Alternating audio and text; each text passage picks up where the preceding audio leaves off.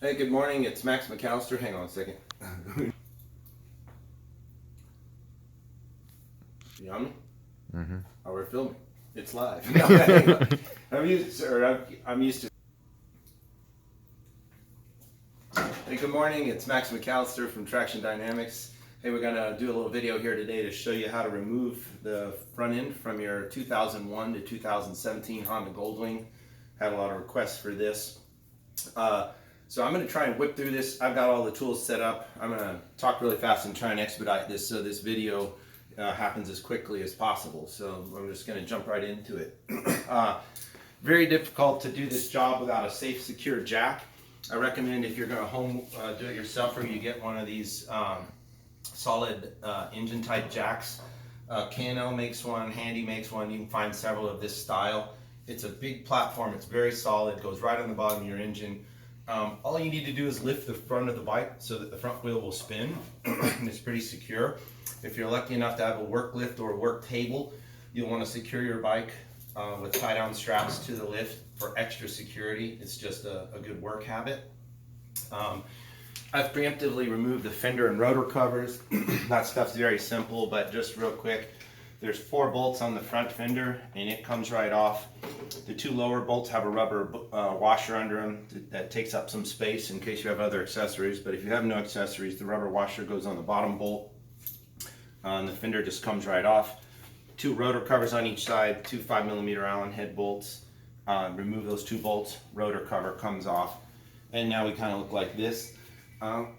There's a decorative fork guard here, 2 5mm Allen bolts, and just a plastic push pin. You can just pull up on it and the push pin will pop off.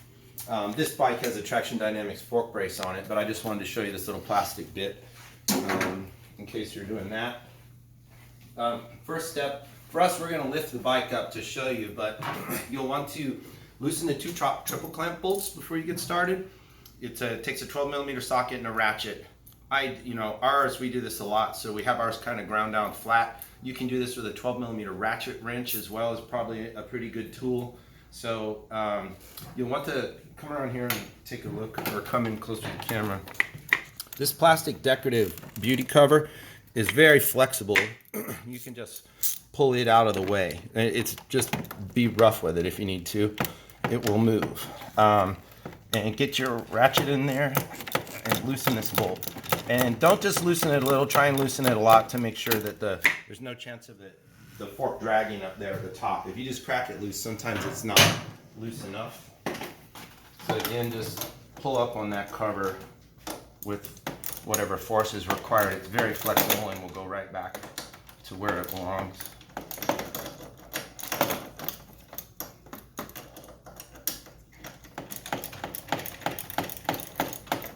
Alright, so we got those nice and loose. Make sure.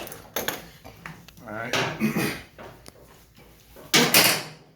Just because we're convenient and it'll hopefully help the video, we're going to pick our bike up because we can.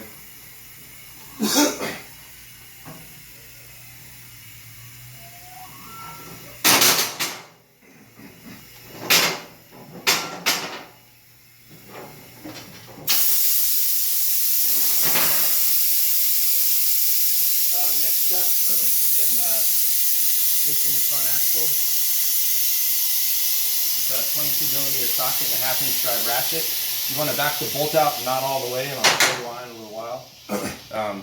We'll come back to that.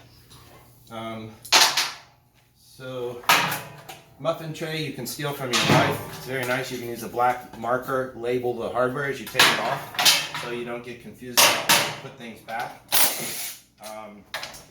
So 12mm socket removes the right caliper bolt.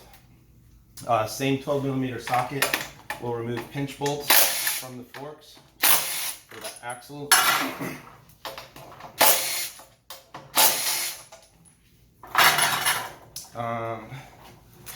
Next, let's see.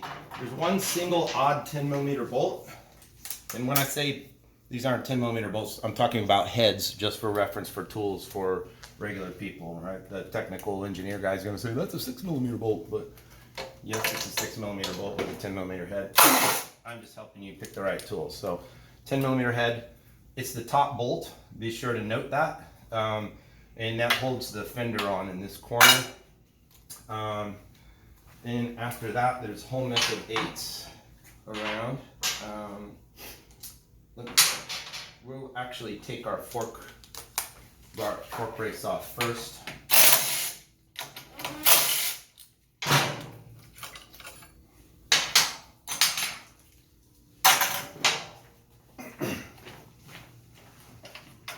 These are 6mm Allen bolts here.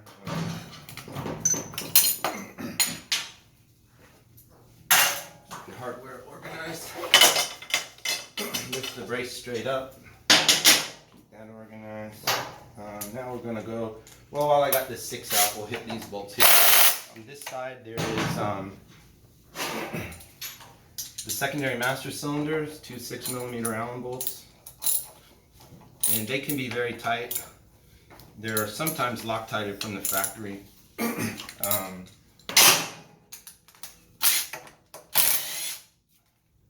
So they'll come out. Depending on where you live, they can be corroded.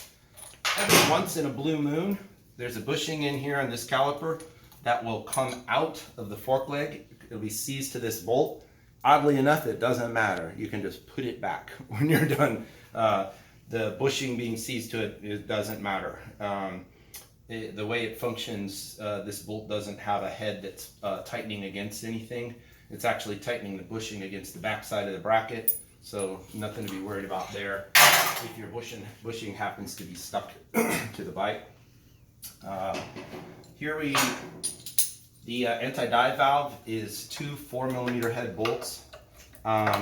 This can be done, we've got tools, we even made this one kind of custom to be the exact length we need to do this job. You can do this with a plain old L 4mm Allen. We're just doing this to be expeditious because we do this particular job all the time. So you separate that there. Also, or you can use a long 4mm T. We have a little ball on it. You want to crack it loose first because those bolts, those 2 little bolts are frequently really tight in there. They're really quite stuck pretty hard. So then there's a whole mess of little 8mm Allen bolts here. These 2 up top hold the fender on. There's one here. This bike had a ring of fire on it, a decorative trim piece. We happened to take that off, so that bolt's out. I'm going to talk about that bolt later on when we reassemble this. This one tends to want to cross thread, so you have to be careful reassembling that bolt. That's the fender mounting bracket will come off. Another 8 on the fender there. All 8s. So these 2 longer bolts are here. 10mm heads at the top, 8mm at the bottom. On both of these brackets, there's 3 small 8s like that. And when we go back later to reassemble. To get your caliper loose, you can just rock it a little. The trick to the fender, once all the bolts are out, rock it downward, and you can rotate your wheel. Rotate the wheel, and the fender will come out that way. So out comes your fender. Don't be surprised when you remove the rotor covers, by the way, if these tabs are broken off. That happens frequently, so your rotor covers are held forward by the front fender as well, but frequently these tabs might be broken off. That's aggravated by adding these fender extensions to it, which are heavy and add additional weight to the fender, make it vibrate and shake, and it breaks these tabs off all the time. So if you see that, don't be alarmed. It's not really worth replacing the fender for the broken tab. I see people try and glue it and stuff. It never works. It always re-breaks. So you can just rock your caliper a little bit here on the rotor to get it to relax. A lot of times there's a lip at the top you have to get past. On this side, all this plumbing, same thing, just rock the caliper a little bit and until it releases, and then back it up. All that plumbing will come loose at this point. Then you're going to take over here, this is why we left the head loose on the axle. It's going to help us pop the axle out. So you just bump it with your hand. You can go ahead and take the bolt out, set it down On this side, any tool on your lift, you can kind of poke through this hole, grab this. The reason we leave the wheel just off the ground, it'll help us reinstall later. I pull the wheel forward, put the axle right back in, put the cap in. This leaves everything, all the spacers and everything oriented in the correct direction that they go. I take my wheel off the bike. I even set it down pointed in the direction it goes, just to make sure you can't screw up reinstalling the wheel later. And then we're pretty much ready to take the forks off. This bike has a Traction Dynamics Trax-Rite billet triple clamps on it. So it uses a 6mm Allen to release the two forks. If you have stock triple clamps, you'll use two 12mm bolts. So again, you'll use just a 12 socket and relax the two bolts. So you reach up in here,